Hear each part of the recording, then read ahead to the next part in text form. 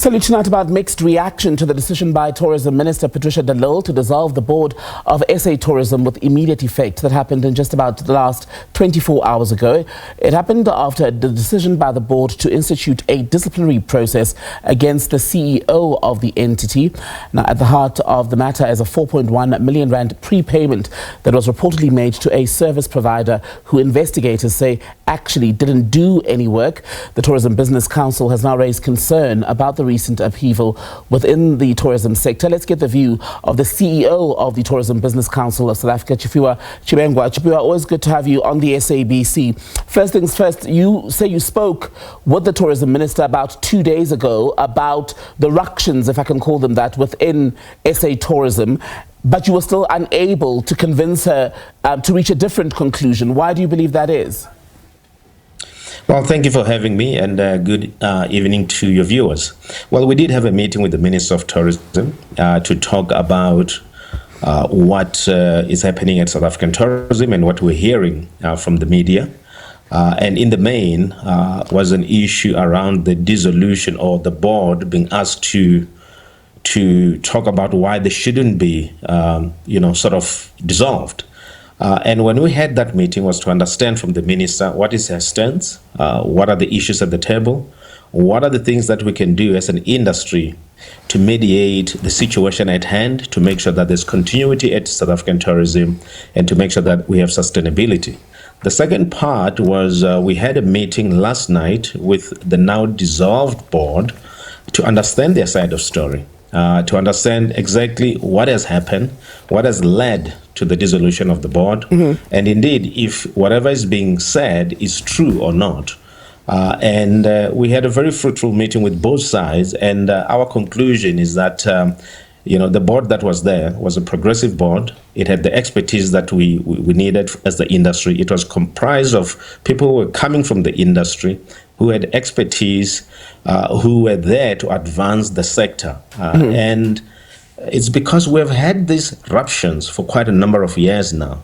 The institution has not been stable, probably for the past 4 or 5 years. And this has been an issue for us as a private sector in the industry. We want a functioning institution that will deliver on the mandate. Do you believe then, Tshifhiwa, that the decisions taken by the board, including the suspension of the CEO, for example, and the meeting that was convened where the decisions were made, do you believe all of that was within a rational and lawful process? Because the latter part is where the minister has found difficulty, or at least the reason given for the dissolution of the board. Well, I was talking to some of the board members not long ago, and they released a statement to say that they never had a meeting on the 1st of August. And they can explain that better. But the decision that they've taken is within their own ambit. I don't know what is contained in their reports. So in other words, we don't know the substance of the matter.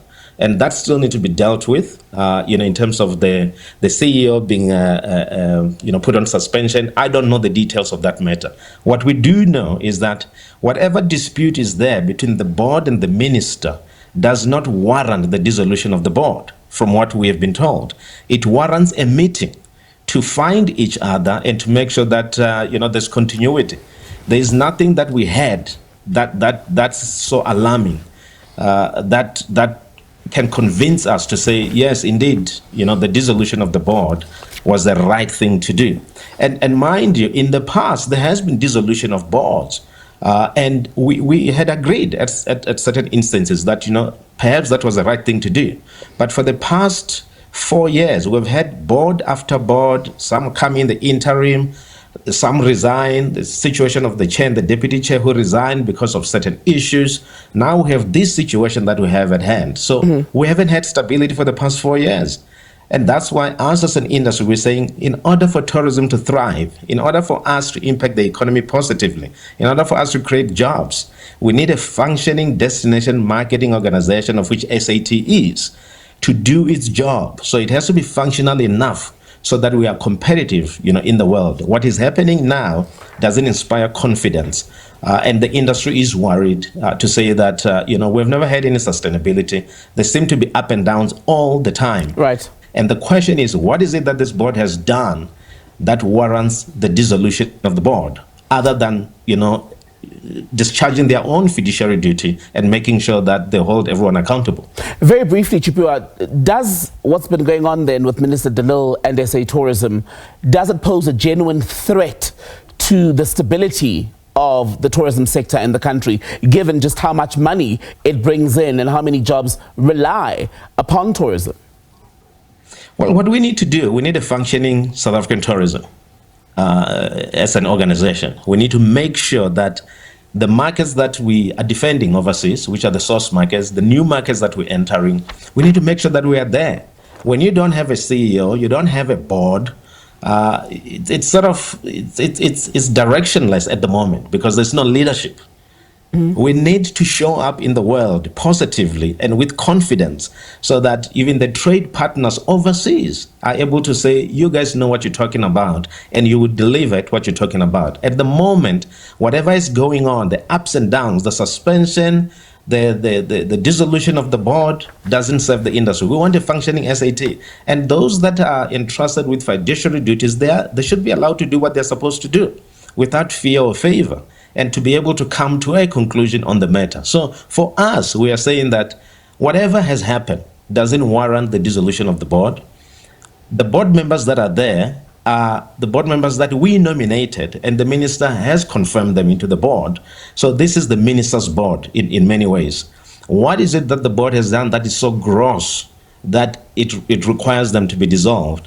If they had a meeting, if the minister said they had a meeting, which they said they didn't have a meeting, what's so wrong about having a meeting if the board is organizing themselves? So if, for example... So those are the things that we need to... And why wasn't there a deputy chair in the first place when the chair resigned? So those are the things that we need answers to, because governance is everything when it comes to these matters. So just lastly, and really briefly, if the likes of OUTA, the Organization Undoing Tax Abuse, say that this is political interference by Minister de Lille, is that a view that you endorse as the council? Well, we don't get into the politics of things. We want an institution that functions. We don't have enough information to say that there's a political interference or not.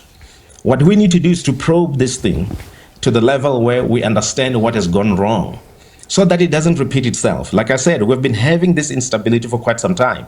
We cannot have an industry that's constantly changing the leadership at the destination marketing organization, which is SAT, all the time. So we are more concerned about that, the functionality, to make sure that there is a functioning board, there's a functioning SAT, we are competitive in the marketplace, and to make sure that we impact the economy positively. All right. So we don't necessarily get too involved in the politics of things, but we do believe that whatever has happened, it doesn't warrant the sanction that was put on the board. All right, Tshifhiwa, we're going to have to leave it there before I get sanctioned. I'm told we're out of time, but thank you very much for speaking to us. Tshifhiwa Tshivhengwa, CEO of the Tourism Business Council.